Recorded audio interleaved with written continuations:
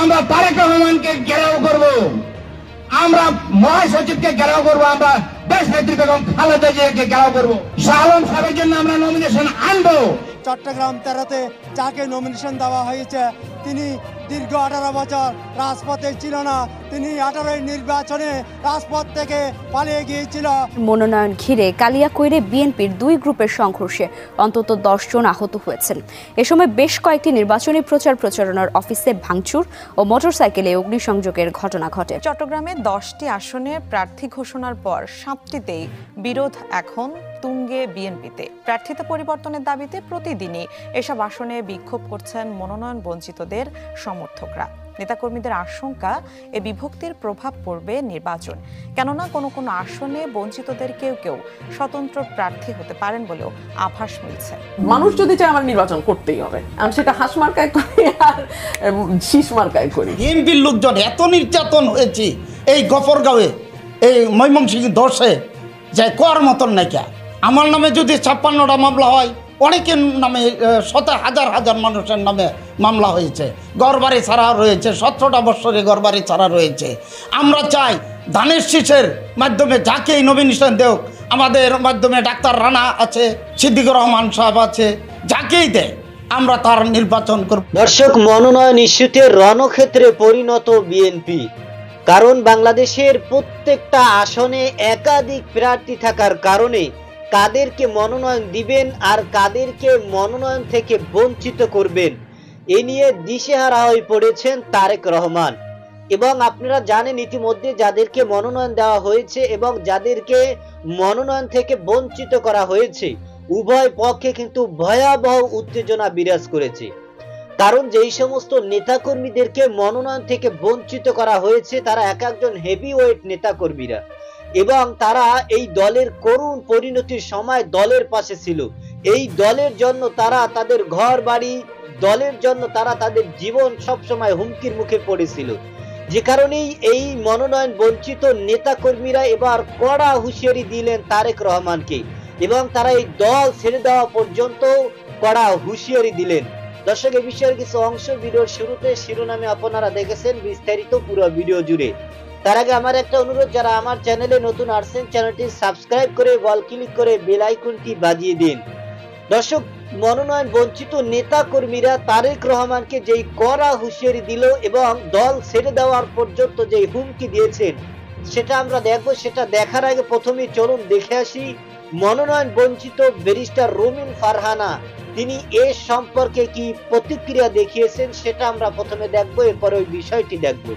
দর্শক, ভিডিওটা অত্যন্ত গুরুত্বপূর্ণ, তাই ধৈর্য ধরে একটি লাইক এবং পুরো ভিডিওটা শেষ পর্যন্ত দেখতে থাকুন। শহীদ প্রেসিডেন্ট জিয়াউর রহমান যখন বিএনপি প্রতিষ্ঠা করে তারপর থেকে এখন পর্যন্ত এই এলাকার মাটি ধানের শীষের ঘাঁটি। কিন্তু ধানের শীষ যদি বারবার মনে করে যাকে ইচ্ছা তাকে মনোনয়ন দিয়ে এলাকার মানুষের ভাগ্যকে আর পরিবর্তন হতে দেবে না, এলাকার মানুষ কি সেটা মানবে? যখন মনোনয়ন রুমিন ফারহানার আসনে ঘোষণা করা হলো না, আমার এই 2 উপজেলা থেকে বলা হয়েছিল রাস্তা বন্ধ করে দেব কিনা। আজকে নাসির মুন্সি উপস্থিত আছে, উনি আমাকে ফোন করে বলেছিল আপনার রাস্তা বন্ধ করব। আমি বলেছিলাম না, মানুষের দুর্ভোগ করে আমি কোনো সিদ্ধান্ত নেব না, মানুষের কষ্ট হয় এমন কোন সিদ্ধান্ত আমি নেব না, আমার এলাকার নেতা কর্মীদের বিপদে হয় এমন কোন কাজ আমি করব না। কিন্তু একই সঙ্গে এটাও সত্য, আমারও তো একটা রাজনীতি আছে।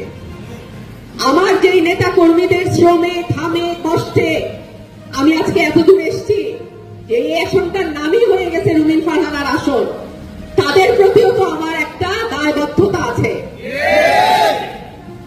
আমার নেতা কর্মীরা যা চাইবে, যেভাবে চাইবে, যা বলবে, যেভাবে বলবে, আমি আমার নেতা কর্মীদের সাথেই আছি, তাদের কথা অনুযায়ী আমি আমার সিদ্ধান্ত নেব।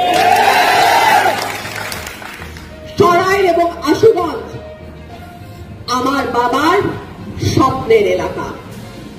আমার বাবা আপনাদের পূর্বপুরুষ বাবা দাদার ভোটে নির্বাচিত হয়েছিল, কিন্তু তৎকালীন আওয়ামী লীগ সরকার তাকে কাজ করতে দেয় নাই। তার জায়গায় মিথ্যাভাবে তাহেরউদ্দিন ঠাকুরকে এমপি ঘোষণা করে সেই যে এলাকার দুর্ভোগ শুরু, সেই কষ্ট, সেই দুর্ভোগ, সেই অবহেলা, সেই লাঞ্ছনা, সেই বঞ্চনা এখনো শেষ হয় নাই।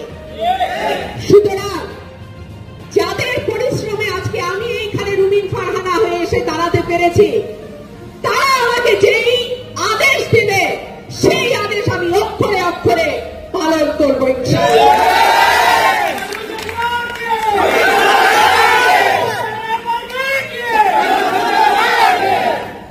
আমি আমার বক্তব্য আর দীর্ঘায়িত করব না।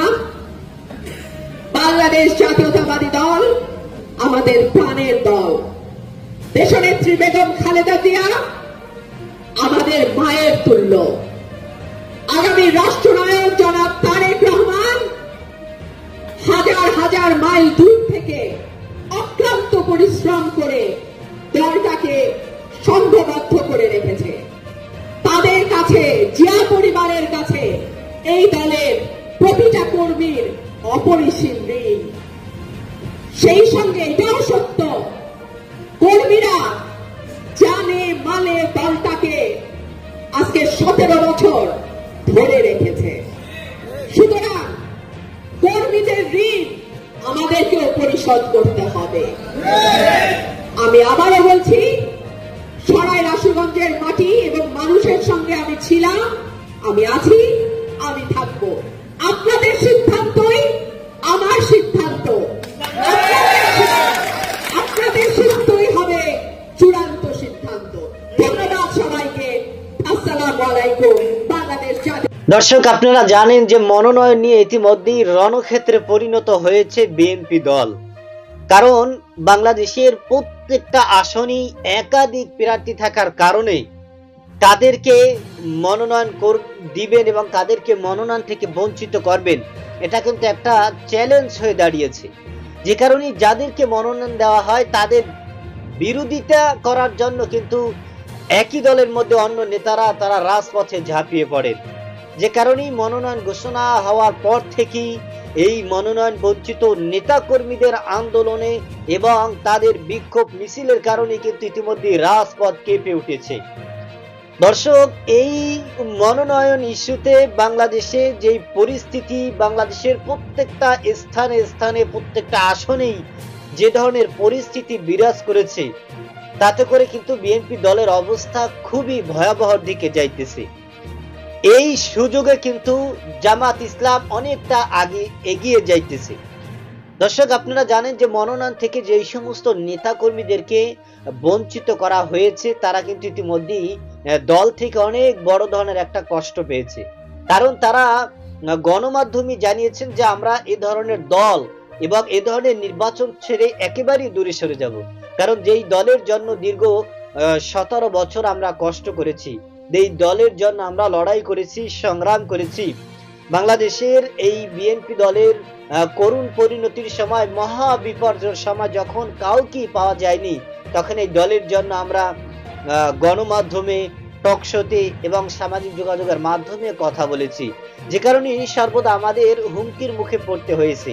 আজ এই সুখের সময় এই আমাদের কষ্ট করা যে সমস্ত নেতাকর্মীরা রয়েছেন তাদেরকে দল ভুলে যাইতেছে এবং তাদেরকে মনোনয়ন থেকে বঞ্চিত করা হইতেছে। দর্শক, এই নেতাকর্মীদের মধ্যে অন্যতম হচ্ছেন ব্যারিস্টার রুমিন ফারহানা। আপনারা জানেন দ্বিতীয় দফায়ও ব্যারিস্টার রুমিন ফারহানাকে মনোনয়ন দেওয়া হয়নি। আপনারা দেখেছেন যে গণমাধ্যমে ব্যারিস্টার রুমিন ফারহানা জানিয়েছেন তার এলাকার ভোটারদেরকে এবং তার নিজ এলাকায় তিনি প্রতিশ্রুতি দিয়েছেন যে আমি এই এলাকার সন্তান, এই এলাকাতেই আমি নির্বাচন করব এবং আমার এলাকায় এখনো হোল্ড রয়েছে, কাউকে দেওয়া হয়নি। আমি আশাবাদী যে দ্বিতীয় চূড়ান্ত তালিকায় আমাকে মনোনয়ন দেওয়া হবে। দর্শক, আপনারা জানেন ইতিমধ্যে দ্বিতীয়বারও কিন্তু চূড়ান্ত তালিকা ঘোষণা করা হয়েছে। সেখানেও কিন্তু ব্যারিস্টার রুমিন ফারহানার নাম মনোনয়ন তালিকায় নেই। দর্শক, যে কারণে এবার ব্যারিস্টার রুমিন ফারহানা তিনি বলেছেন নির্বাচন আমার করতেই হবে, সেটা আমি ধানের শীষে করি অথবা হাঁস মার্কায় করি। আমার জনগণ, আমার নেতাকর্মীরা এবং আমার ভোটাররা তারা যা চাইবে, তারা যেটা বলবে সেটাকেই আমার শুনতে হবে এবং আমি সেটাই অক্ষরে অক্ষরে পালন করব। দর্শক, কি হতে চলেছে রাজনীতি নিয়ে এবং এই বিএনপি দলের মধ্যে সেটা কিন্তু আপনারা ইতিমধ্যেই দেখতে পাইতেছেন। যে কারণে কিন্তু বিএনপি দলের মধ্যে মনোনয়ন নিয়ে কিন্তু ভয়াবহ ফাটল সৃষ্টি হইতেছে এবং আপনারা দেখেছেন যে অনেক মানুষ এই বিএনপি দল ছেড়ে তারা জামাতেও যোগদান করতেছে। দর্শক, এই বিষয়ে আপনার কোনো মতামত থাকলে সেটা আমাদের কমেন্ট সেকশনে অবশ্যই জানাবেন। আজ এ পর্যন্তই। সুস্থ থাকবেন, ভালো থাকবেন। দেখা হবে আগামী কোনো ভিডিওতে, কথা হবে নতুন কোনো বিষয় নিয়ে। সে পর্যন্ত ভালো থাকবেন। খোদা হাফেজ।